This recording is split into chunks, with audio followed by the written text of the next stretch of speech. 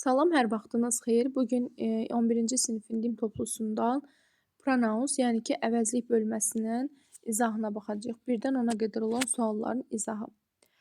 Birinci suala baxırıq ki, burada boşluqdan sonra ümumiyyətlə demişəm ki, əvəzli işləyən zaman həm boşluqdan əvvələ, həm sonraya baxmaq mütləqdir. Amma boşluqdan sonra isim dayanıbdırsa, artıq biz boşluqdan əvvələ baxmağa ehtiyac duymuruq, çünki burada artıq isimlə uzlaşacaq. Yəni ismin qabağında yer əvəzliyi ola bilər, işarə əvəzliyi ola bilər və də indefinite pronounlardan, yəni ki, qeyri-müəyyən əvəzliklərdən biri işlənə bilər. Burada da görürük ki, yerli əvəzliklər verilib. Ona görə də onlar içərisindən variant seçməyə çalışacağıq. Dördüncü suala baxırıq ki, hers, dördüncü daha doğrusu bəndə baxıram ki, burada hers var. Yəni ki, biz bilirik ki, artıq S-lə olanlar müstəqil işlənən yerli əvəzlikləridir. 5-ci bənddəki kimi 4-lə 5-i çıxacaq variantlardan. 4-lə 5-i çıxandan sonra cavabım elə A variantı qalacaq. Burada yerli olan his speech, my speech, her speech. Deyir ki, onun nitqini kəsmə, mənim nitqimi kəsmə, onun nitqi qadın cinsi kəsmə. Burada da yenə cavabımız A variantıdır. İkinci suala baxırıq ki, I can't find my trousers, where are? Mən deyir ki, şalvarımı tapmadım, şalvarlarımı yox, şalvarımı. Onlar haradadır? Trouser sözü biz əvvəlki belə desək cümləyə baxırıq ki, trouser sözü cəmdədir. Əslində biz bunu məsələn şalvar kimi tərcümə etsək də, amma onlarda həmişə cəmdə olan isim olduğu üçün qayıdış edəndə də bunları şəxs əvəzliyi kimi yenə də neyləyəcəyik? Cəm kimi qayıdış edəcəyik. Cavabımız isə D variantıdır. Elə burada ardan da bilə bilərsiniz ki, cəmdə olan bir şəxs əvəzliyi istəyir. Ona görə cavabımız D variantı. Üçüncü suala baxırıq ki, this letter is for Bill, can you give it to? To-dan sonra biz demişik ki, çox vaxt obyekt əvəzliyi, çox vaxt ümumiyyətlə obyekt əvəzliyi gəlir və obyekt əvəzliyi də he, she, bunlar olmadığı üçün A və ümumiyyətlə yerli əvəzliyi olduğu üçün him və them arasında qalırıq. İkisi də çünki obyekt əvəzliyidir. Bu məktub deyir Bill üçündür. Sən ona verə bilərsənmi? Onlara verə bilərsənmi? Təbii ki, deyə bilmərik. Cavabımız A variantı. Dördüncü sualda baxırıq ki, bu qayçı, scissors qayçı deməkdir. Bu qayçılar sənindir.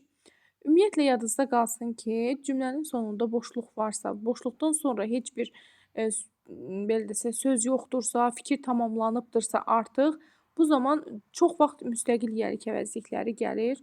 Ona görə də səninkidirmi? Ona C variantı olacaq cavabımız. Bunlardan sonra isim gəlməlidir. Ümumiyyətlə götürə bilmərik. 5-ci sualda baxırıq ki, yenə heç bir şey yoxdur. Cavabımız elə B variantı olacaq.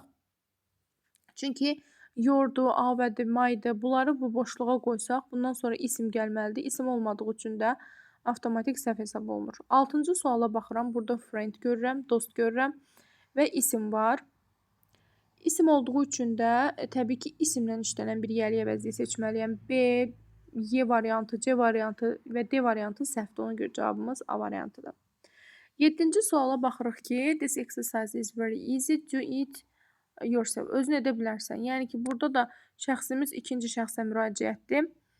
Bu deyir ki, tapşırıq çox asandır. Sən özün edə bilərsən. Ona görə cavabımız D variantı. Əmr cümləsi ilə başlayanda ya yourself olur, ya da yourselves olur. 8-ci suala baxırıq. The children painted the fence. Hasarı deyir rənglədilər, uşaqlar rənglədilər.